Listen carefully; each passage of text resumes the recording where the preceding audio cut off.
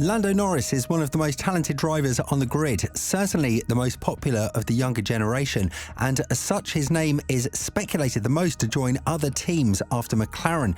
This case is further helped by Lando publicly stating that he would be open to join a rival team and team up with one of his best friends on the grid, which sent shockwaves across the F1 world. With Red Bull's open interest to Norris, is this match made in heaven going to become the reality of F1, and if it does, would it be the right move for Lando's career? Verstappen's third world title is just about done now as he sits 138 points clear at the top following 11 race wins from 13, including a record 10th race win in a row. The other two races were won at the start of the season by Checo Perez, who very confidently declared himself a title contender, only to be slammed back to the ground by Max in the following period. Even though Christian Horner has stated many times that Perez's seat in 2024 is secured, with the inconsistency the Mexican is showing this season, that may soon change. I say that because one half of the leading Red Bull duo, the duo that is basically Red Bull themselves, Dr. Helmut Marko has started showing his doubts about Perez's seat, and before the Dutch Grand Prix recently did tell Sky Germany that the team wants to keep Perez, but he has to perform for that to happen and deserve his seat. Red Bull's history of replacing drivers it has under contract is well known, and one driver, Nick de Vries, has already been on the wrong end of that this season. And despite what Horner and until now Marko have always said, it's never seemed impossible Perez could suffer the same fate. His future at Red Bull has repeatedly been called into question in a season where teammate Verstappen is dominating like he is, and Perez has admitted for the first time that he will look at other options alongside a potential stay at Red Bull beyond his current deal. With the season we have had, it is important to hold the next races in an environment where I feel I can contribute, and that place for 2024, he likely meant to say 2025 given his next statement, is not here. We will have to look for other alternatives, Perez told DAZN Spain. But right now my main focus is to be here, win more races, continue winning championships with Red Bull. I have a contract until next year, and at some point next year we will sit down and talk. This changes things now as Sergio Perez has openly hinted for the first time that the 2024 season might be his last with Red Bull, and indicated willingness to discuss a potential 2025 contract, but only if he feels he can truly contribute, and if not, he's prepared to face the possibility of his contract not being renewed. With the statement earlier this year that he wanted to fight for the title despite the fact that he has a family in Mexico not coming to reality, it seems challenging to find another top-tier team that might offer him a slot. One option could be a move similar to what Valtteri Bottas made, transitioning to a smaller team that could leverage his wealth of experience. However, Perez's motivation to take such a step, especially after the years he spent grinding in less competitive cars before landing his Red Bull seat, remains questionable.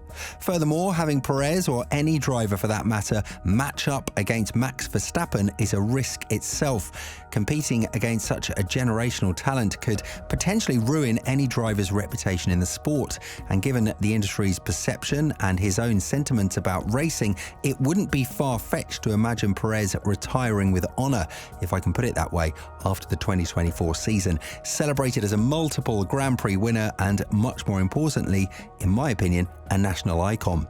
And this is not surprising news, both from Red Bull's perspective and from Perez.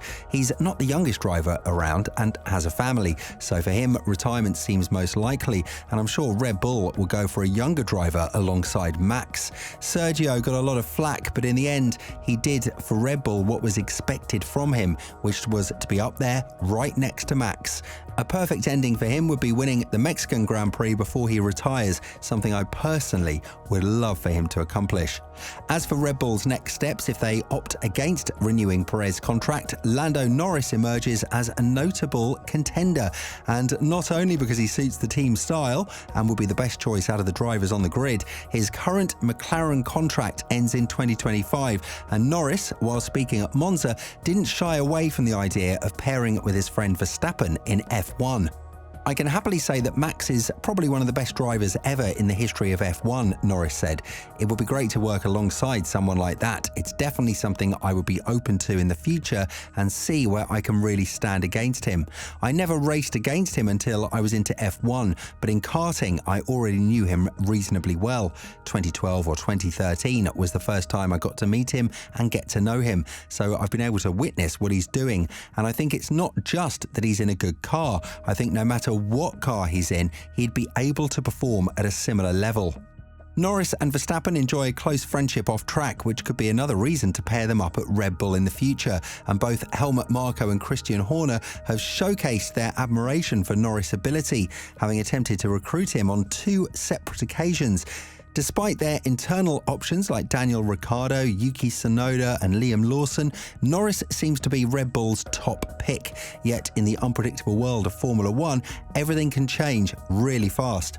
Despite some disappointing results this season, it ain't over until the fat lady sings, and at the end of the day, Perez has a contract until the end of 2024. But with the nature of the driver market as always, it's only a piece of paper. Max has truly put him in his place, as he did with the rest of his teammates at Red Bull. It really is a very tough ask to go against Verstappen in a team built around him. I can understand if Perez feels the ground underneath him is shaky. It has always been the same with that second seat. Should he intend to leave, it would be a blow personally, but he can do so with his head held high.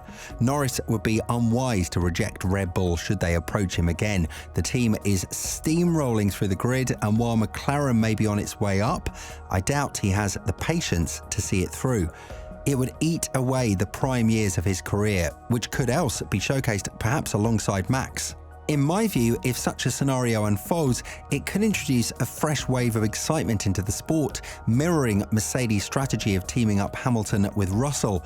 Truly, if the championship were up for grabs, we'd witness a thrilling contest between the two, provided their car was championship worthy and their dynamic could offer spectators a real spectacle, even if they're the sole dominant duo, much like the Hamilton-Rosberg face-off in 2016. Conversely, Red Bull has taken a distinct path in recent years, centering around Max with the backing of a secondary driver, currently Perez.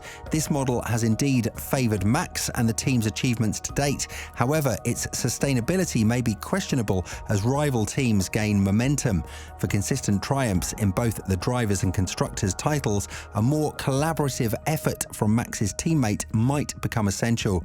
Despite the statements, Norris remains invested in the idea that by 2025 or 2026, McLaren will lead the pack.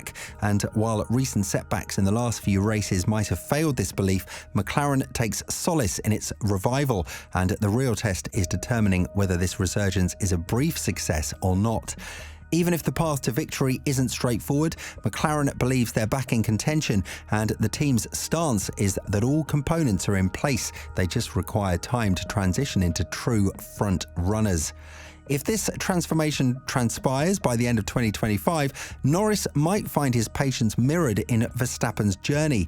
However, if this doesn't materialise by then, Norris might contemplate the step Verstappen didn't have to take: departure.